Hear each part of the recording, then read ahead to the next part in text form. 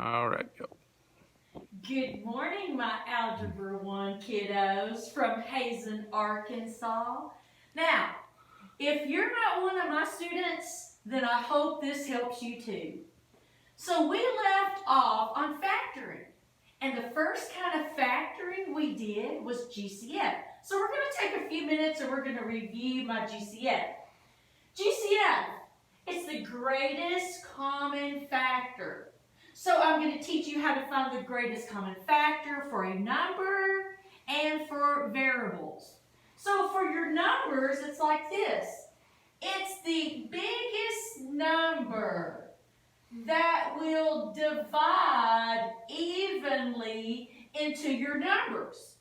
Well, divide evenly just means it has a zero remainder. For your variables, it's going to be the smallest exponent. And so you would write down x squared for your GCF variable. Now we're going to put those two things together and actually work a problem. So for example 1, it's going to look something like this. Example 1 is 15x squared minus 20x to the 4th.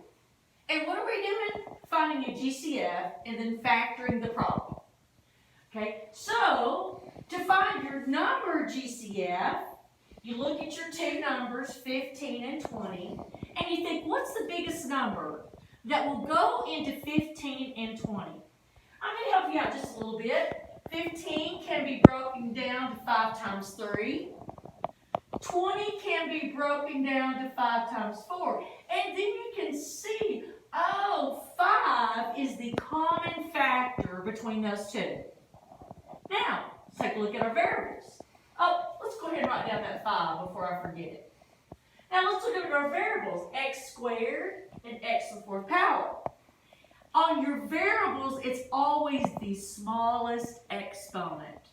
We know 2 is smaller than 4. So hey, x squared is going to win. And that combination of your number and your variable is how you find a GCF. Well, then what do you do with it? You divide the numbers and you subtract the exponents. So here we go. You go 5 will go into 15 3 times. Notice how I try to keep it lined up there.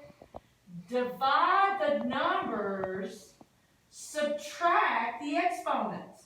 So 2 minus 2 is x to the 0 power. What does that mean? You don't have any x's to write down. So you keep going. They have a minus, I have a minus. What do? Divide the numbers, subtract the exponents. So 5 will go into 20 4 times, subtract your exponents, 4 minus 2 is x to the 2nd power. And that is how you do a GCF. Now, let's do another one, just to make sure you got it. Okay, example 2. Example 2 looks something like this. Our problem is 9x squared minus 15. Again, what are we doing? Factoring by using a GCF. So, you start off with basically 2 questions. The first question is, what's the biggest number that will go into 9 and 15? If you know your multiplication tables, you know it's 3. So you're going to write the 3 to the left of the problem. Now you're going to check out your variables. Are you going to write down x squared or no x's? Well, no x's is the smaller exponent. So you don't write down any x's. Open up a parentheses. Now what do?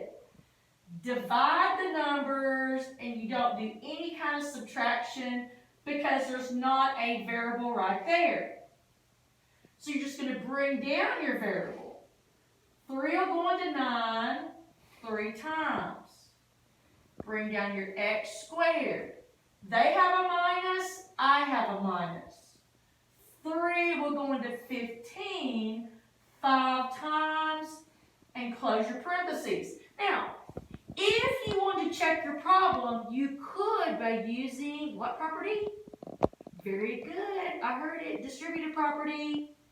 And so you could go 3 times 3 is 9. Bring down x squared. 3 times negative 5 is negative 15. Ooh, that got you back to your original problem, so there you go.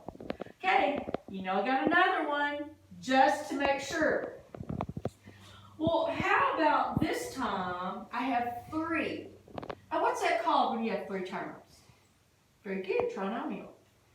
So, example 3. My next lesson, looking forward to that, is going to be difference of squares. Example 3 is 4x cubed minus 8x squared plus 12x. Okay, so there's basically 2 questions you have to know to ask yourself when you're doing a GCF. What's the biggest number that will divide into those numbers? And then pick the variable that has the smallest exponent. So here we go. Well, going to 4, 8, and 12. Well, 2 will. But it's not the biggest number that will go into all 3 of them. 4. So to the left of your problem, you're going to put a 4. Now you're going to look at your variables. X the third, x squared, or x the first. This one wins. The smallest exponent wins. So you're going to write down x to the first power. Then you're going to open a parentheses. Then what do? Divide the numbers, subtract the exponents. So 4 will go into 4 one time. You don't have to put it, but you can. Subtract your exponents. 3 minus this 1 is x squared. They have a minus, I have a minus. Redo that same process. Divide the numbers, subtract the exponents. 4 are going to 8 2 times. Subtract 2 and 1. And that's going to give you x to the first power. Don't have to put that one either. Plus 4, we're going to 12 3 times. 1 minus 1 is, look, x to 0 power. What does that mean? You don't have any, so therefore you do not put that. If you want to check it, what would you do? Distributive property. Multiply the numbers and add the exponents. Okay, now at this point in time, I have you some practice problems, of course. So, and I already have it labeled. I have my email at the bottom if you have any questions. Okay, so we're going to take a look at that. Okay, is this good right here? We're going to pause.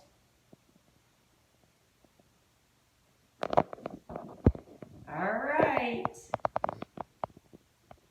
Hope you enjoyed my lesson today, kiddos. I miss you guys. Hope to see you soon. I'll be doing this every single day, if all works out. Okay, see you later. Bye.